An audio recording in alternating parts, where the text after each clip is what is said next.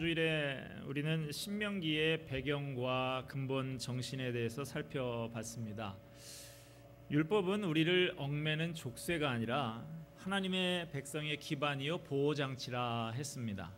하나님의 은혜와 사랑에 근거한 것이 율법이고 그 원리와 근본 정신은 하나님 사랑, 이웃 사랑이었습니다. 따라서 율법은 모두에게 골고루 시행되어야 하는 것입니다. 하나님의 통치와 보호하심이 모두에게 골고루 미치도록 해야 하는 것이죠. 그런데 그렇게 하는 데에 모세 혼자만으로는 힘이 부족하기 때문에 중간 지도자들을 세워서 협력하도록 하는 것이 오늘 본문에 나오는 내용입니다. 오늘 본문을 통해서 우리는 지도력에 관한, 리더십에 관한 여러 가지 진리들을 배울 수가 있습니다. 우선 지도자는 어떤 사람인가, 지도자가 된다는 것은 무엇을 의미하는 것인가 하는 것을 알 수 있습니다. 오늘 본문 9절과 12절 말씀을 보면 지도자는 짐을 지는 사람이다 하는 것을 알 수 있습니다. 9절에 보면 나는 홀로 너희 짐을 질 수 없도다 그럽니다. 12절에 보면 괴로운 일과 힘겨운 일과 다투는 일을 담당하는 사람으로 묘사하고 있습니다. 이것이 참된 지도자의 모습입니다. 내게 맡겨진 사람들의 짐을 지는 사람입니다. 괴로운 일, 힘겨운 일, 다툼의 문제들을 담당하는 사람이 참된 지도자입니다. 한마디로 지도자는 골치 아픈 것을 담당하는 사람이다 라고 할 수 있습니다. 세상적인 지도자는 사람들 위해 군림하고 돈과 명예를 한 몸에 받아 누리지만 성경적인 지도자는 그렇지 않습니다. 다른 사람의 쓰라림과 아픔을 가지고 함께 고민하며 기도하는 사람입니다. 버거운 짐들을 나누어서 짊어지는 사람입니다. 이러한 지도자의 모델을 친히 보여주신 분이 바로 예수님이시죠. 이사야서 53장의 말씀을 보면 그는 실로 우리의 질고를 지고 우리의 슬픔을 당하셨습니다. 빌립보서 2장에 보면 그는 근본 하나님의 본체시나 하나님과 동등됨을 취할 것으로 여기지 아니하시고 오히려 자기를 비워 종의 형체를 가져 사람들과 같이 되셨습니다. 히브리서 4장에 보면 주님은 모든 일에 우리와 똑같이 시험을 받으셨습니다. 성경이 말하는 지도자는 바로 예수님의 성육신의 정신, 낮아져서 섬기는 정신을 따르는 사람입니다. 그래서 교회의 모든 직무, 모든 직분은 다 봉사직입니다. 집사, 그 말 자체가, 단어의 뜻 자체가 봉사직을 의미하는 것이죠. 장로, 다스리는 직분이라고 알려져 있습니다만 그 다스림이라는 것이 세상적인 의미와는 다른 봉사적인 섬기는 다스림이죠. 장로교 헌법에 보면 장로의 직무에는 행정과 권징도 있지만 기도하고 신방하고 목사에게 신방할 자를 보고하라 이렇게 되어 있습니다. 이것이 장로의 직분이다, 직무다라고 말하고 있습니다. 목사도 마찬가지로 봉사직입니다. 가르치고 다스리는 일, 이것은 힘과 권위로 하는 것이 아니라 하나님의 말씀으로 가르치고 말씀으로 다스리는 것이죠. 그래서 목사를 말씀의 종이라고 하는 것 아닙니까? 우리가 이러한 성경적인 지도자 상으로 바로 돌아가야 합니다. 그래야 교회에 하나님의 다스리심, 하나님의 보호하심이 골고루 시행될 수 있는 것이죠. 오늘 본문을 통해서 또 한 가지 배울 수 있는 것은 지도력의 한계와 협력 사역의 필요성입니다. 모세는 성경적인 지도자의 모델과도 같은 사람입니다. 백성들의 문제들을 기꺼이 담당하려고 하는 바른 자세를 가진 지도자였습니다. 신명기 마지막 장에 보면 이후로 이스라엘에 모세만한 선지자가 다시 없었다라고 극찬을 할 정도였어요. 그럼에도 불구하고 오늘 본문에 보면 모세가 자기가 가진 지도력의 한계를 분명히 인정을 하고 지도력의 문제를 가지고 고민했다 하는 것을 알 수 있습니다. 9절 말씀, 나는 홀로 너희 짐을 질 수 없도다. 12절에 나 홀로 어찌 능히 담당할 수 있으랴. 모세는 자기 혼자 이 무거운 짐을 질 수 없다고 두 번이나 말을 하고 있습니다. 이미 말씀드린 대로 우리는 모세 그러면 대단히 훌륭한 지도자로 알고 있죠.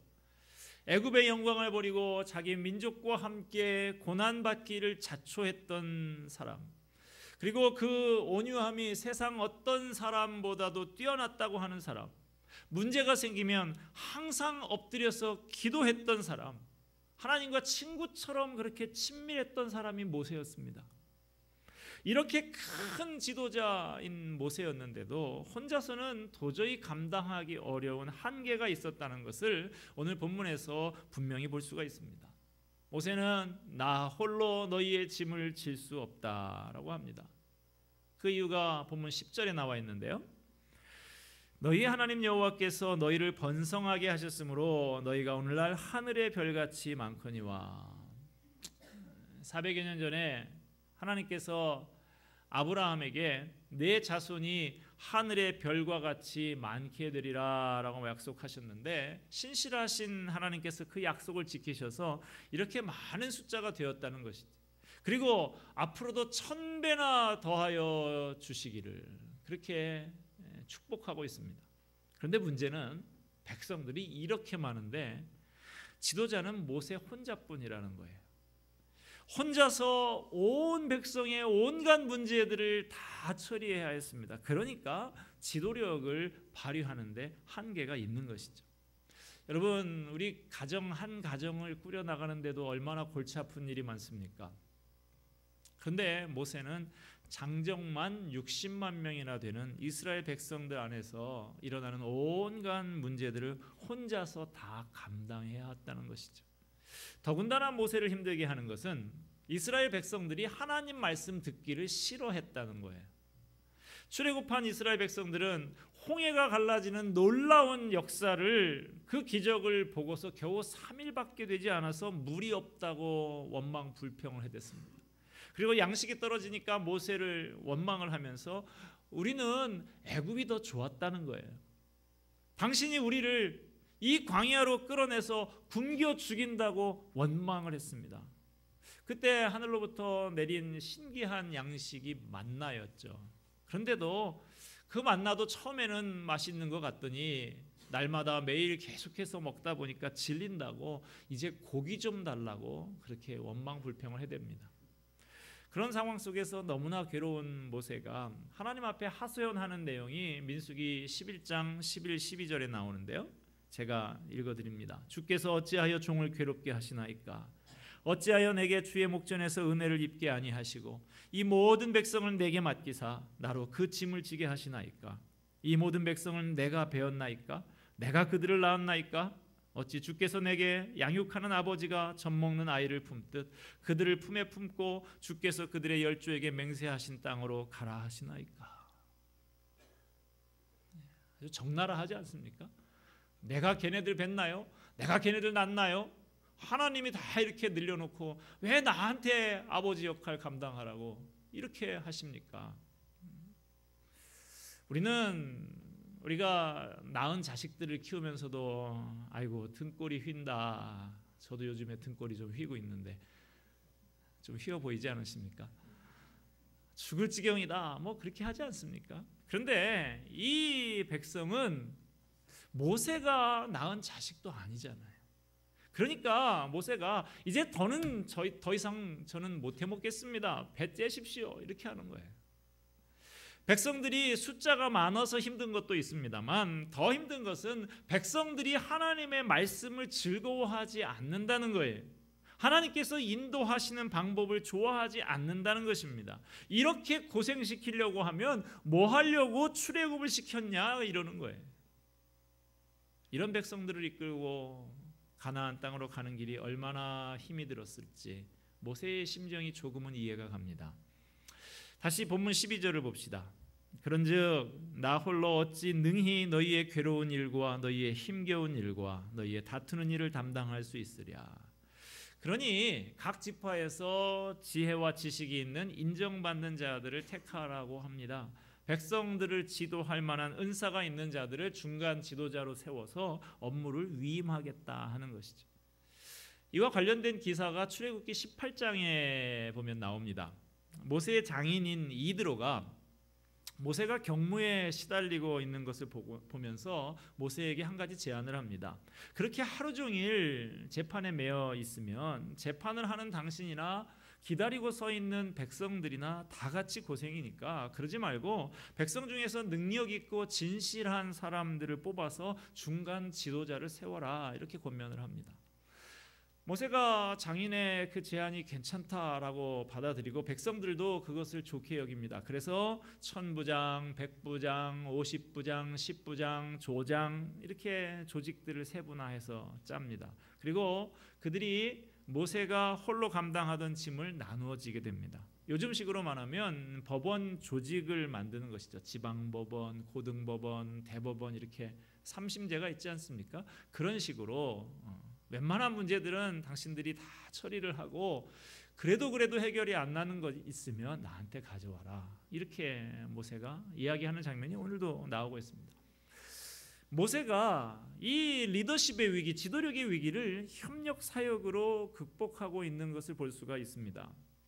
모세는 이 지도력의 위기가 의미하는 바를 잘 알고 있었습니다. 이미 말씀드린 대로 율법은 하나님의 은혜와 사랑에 근거해서 주어진 것이고 모세는 이 율법이 온 백성에게 골고루 전파되고 시행되도록 해서 하나님의 다스리심과 보호하심이 온 백성에게 골고루 잘 베풀어지게 하는 중간자적인 역할을 하는 것이죠.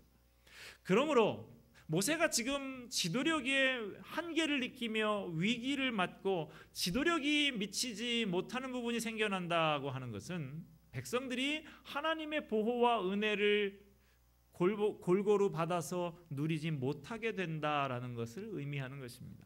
이것은 큰 문제가 아닐 수 없습니다. 세상적인 권력자도 권력의 누수 현상이 생기면 여러 가지 문제가 터집니다. 요즘에 우리가 그것을 잘 보고 있지 않습니까?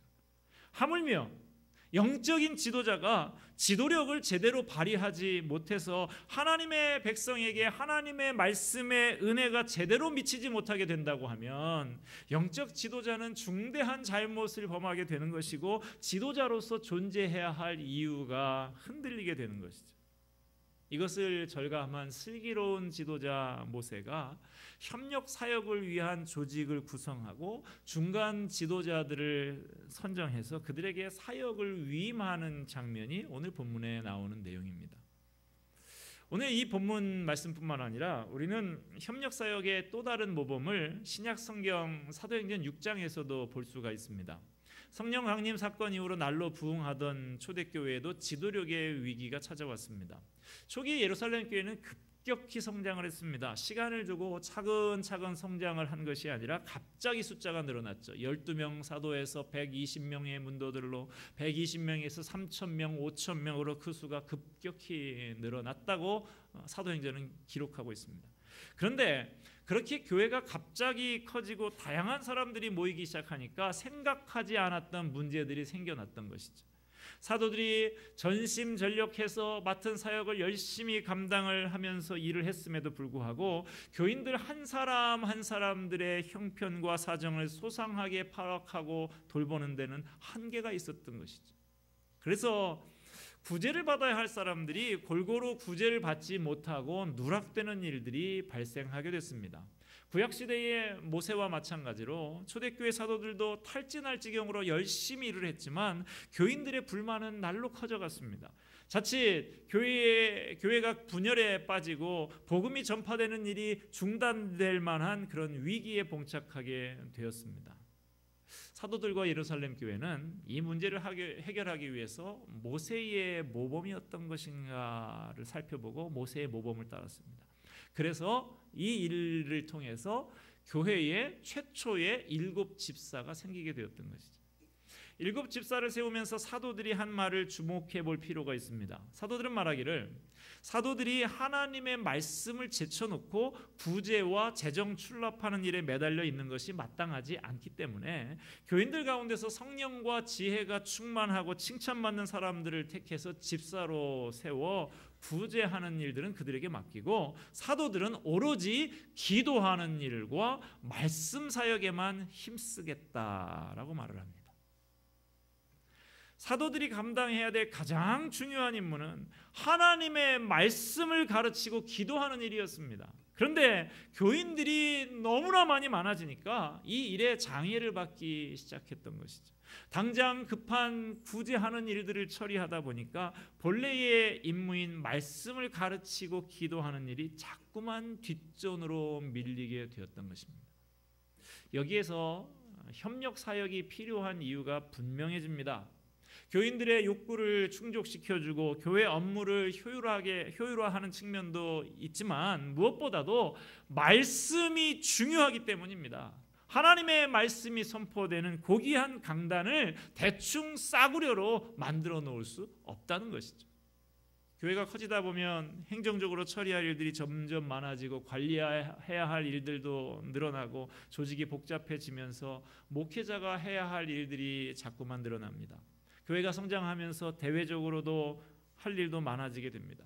그런 일들을 하나하나 대응해서 처리하고 해결하다 보면 어느덧 하루하루가 쫓기게 되고 목회자가 말씀을 연구 묵상하고 기도하는 시간이 줄어들게 됩니다. 설교 준비하는 것도 벅차게 되는 것이죠. 그러다 보면 목사에게서 은혜가 말라가고 그 악영향이 차츰 온 교회 성도들에게로 번져가게 되는 것이죠. 현대 교회에도 지도력의 위기는 계속되고 있습니다. 아니 오히려 더욱더 증대되고 있습니다. 그 이유는 우리가 살고 있는 21세기 사회가 다양성이 극대화된 사회이기 때문입니다. 사회가 다원화되는 이 현상에 따라서 교회도 다원화된 그런 전문성을 가진 지도자가 여럿 필요하게 되었습니다. 이런 문제를 해결하기 위해서 소위 팀 목회가 시도되고 있습니다. 팀 목회, 쉽게 말해서 목회를 혼자 하는 게 아니라 팀을 이루어서 한다는 것이죠. 이것은 작게 보면 목회자들 간에 팀을 이루고 협력해서 목회하는 것을 말하지만 더 크게는 목회자와 평신도 지도자들이 함께 목회에 참여하는 것을 말하는 것입니다. 그동안의 한국교회 교인들은 담임 목사가 목회 현장의 모든 분야에서 최고의 탁월성을 갖고 있는 최고의 권위자라고 생각들을 해왔습니다. 그런데 사람들의 의식 구조가 달라지면서 교인들이 교회의 다양한 사역에 눈을 돌리기 시작했습니다. 예를 들어서 사람들의 의식이 아주 복잡하고 스트레스를 많이 받으면서 상담 사역에 대한 관심이 많아졌죠. 교회 안의 프로그램에만 아니라 지역사회를 어떻게 섬길 것인가 하는데도 신경을 쓰기 시작했습니다. 우리가 예배를 드리고 찬양을 할 때도 강대상을 예전에는 손바닥을 치면서 찬양을 인도하는 그런 목사님들이 많이 있었습니다만 이제는 그렇게 하는 것보다는 다양한 악기와 함께 멀티미디어 장비의 도움을 받아가면서 찬양하는 것을 더 원하는 시대가 되었습니다. 다음 세대들을 위한 교육 과정을 운영하는 데 있어서도 막연히 열심히만 하는 것보다는 전문가에게 맡기기를 원하고 있습니다. 여기에 현대 교회의 지도력의 위기가 생깁니다. 한 사람이 아무리 훌륭하다 한들 그 복잡하고 다양한 분야에서 모두 다 탁월할 수는 없는 것이죠. 이제는 더 이상 혼자서는 안 된다라는 절박함 속에서 협력 사역이 요청되고 있는 것입니다. 협력 사역은 성경적인 지도력의 모델이고 시대적인 요구입니다. 교회를 바르고 건강하게 세워나가기 위해서는 반드시 다양한 은사를 가진 평신도 사역자들이 적극적으로 사역에 동참하지 않으면 안 되는 것입니다. AD 313년에 로마 제국의 콘스탄틴 황제가 기독교를 공인을 했죠. 그 후로 교회가 급격하게 성장을 하고 점점 제도화되면서 교회 안에 교직을 전문으로 담당하는 성직자 그룹이 생겨나게 됐습니다. 그러면서 성직자들을 제외한 나머지 사람들은 그럼 뭐라고 부를 것이냐? 이에 대해서 당시 카르타고의 감독이었던 키프리안이 평신도라고 하는 말을 처음 사용하게 됐습니다. 이때부터 마치 구약시대의 제사장들과 백성들의 관계처럼 교회 안에 성직자와 평신도라고 하는 두 개의 계급이 존재하는 것처럼 생각하게 됐고 오늘날까지 1700여 년 동안 계속해서 사용되어 왔습니다. 그러나 여러분, 성경을 여러분 아무리 찾아보십시오. 성직자라는 말이 있습니까? 평신도라는 말이 나옵니까? 성직자라는 말은 그 말 그대로 거룩한 직을 가진 사람이라는 뜻이겠는데 그 말 안에 내포된 생각은 목사나 전도사나 선교사 같은 직분만 거룩한 직분이고 다른 직분은 다 거룩하지 않은 직분, 속된 직분이라는 생각인 것이죠. 아주 비성경적인 생각입니다. 잘못된 생각이에요. 성직이 따로 있는 것이 아닙니다. 모든 직분이 다 성직, 거룩한 직분이에요. 모든 사람이 다 거룩한 하나님의 백성들입니다. 그래서 교인들을 부를 때 우리가 성도라고, 거룩한 무리들이라고 그렇게 부르는 것 아닙니까? 물론 교회에서 생활비를 받으면서 전적으로 복음 사역을 하는 사역자들과 구분하기 위해서 편의상 평신도라고 하는 말을 사용할 수는 있습니다. 그러나 그것이 하나의 계급처럼 인식되어서는 안 되는 것이죠. 그것이 하나님께서 모든 성도들에게 다 각각 주신 거룩한 사명을 팽개치는 것을 합리화시키는 핑곗거리가 될 수 없는 것입니다. 나는 뭐 그냥 평신도니까 적당히 대충 살아도 되겠지. 아닙니다. 그렇지 않습니다. 어떤 교회가 좋은 교회, 건강한 교회일까요? 모든 성도들 한 사람 한 사람이 다 자기가 하나님 앞에 받은 그 은사대로 섬기면서 함께 동역하는 교회인 줄로 저는 믿습니다. 오늘 본문의 말씀을 우리는 어떻게 적용을 해야 될까요? 구약시대에는 성령께서 임하시는데 직분을 감당하기 위해서 특정인에게 일시적으로 임하셨다가 그렇게 다시 또 거두어 가시지만 오늘날에는 하나님께서 모든 믿는 자들에게 성령을 부어주시고 영원토록 함께 거하십니다. 교회는 그리스도의 몸을 이루기 위해서 성령의 은사를 받은 지체들의 모임입니다. 그런데 교회에 많은 사람들이 모이다 보면 가지 많은 나무에 바람 잘 날이 없다고, 마치 출애굽한 이스라엘 백성들, 오늘 본문에 나오는 이 사람들처럼 온갖 문제들이 다 생겨나는 것이죠. 이런 문제들을 안고 있는 우리들에게 성경은 뭐라고 가르쳐주고 있습니까? 그럴 때 어떻게 하라고 하십니까? 갈라디아서 6장 2절의 말씀을 제가 읽어드립니다. 너희가 짐을 서로 지라, 그리하여 그리스도의 법을 성취하라. 여러분은 어떤 짐을 지고 계십니까? 우리가 서로 짐을 나누어서 질 때 커 보이는 문제가 어느덧 해결될 줄로 믿습니다. 그럴 때 교회는 건강하게 성장하고 부흥하게 되는 것이죠. 이 세상에 사람들이 살아가는 곳에 문제가 없는 것은 없습니다. 그것은 교회도 마찬가지입니다. 저와 여러분, 우리 교회가 어떤 상황이든지 문제를 만나고 위기를 만날 때마다 서로 짐을 나누어 지는 자세를 가지고 멋지게 협력하고 동역해서 이 세상에 그리스도의 향기를 멋지게 바라는 아름다운 교회, 건강한 교회를 만들어 나갈 수 있기를 주님의 이름으로 축원드립니다. 기도하겠습니다.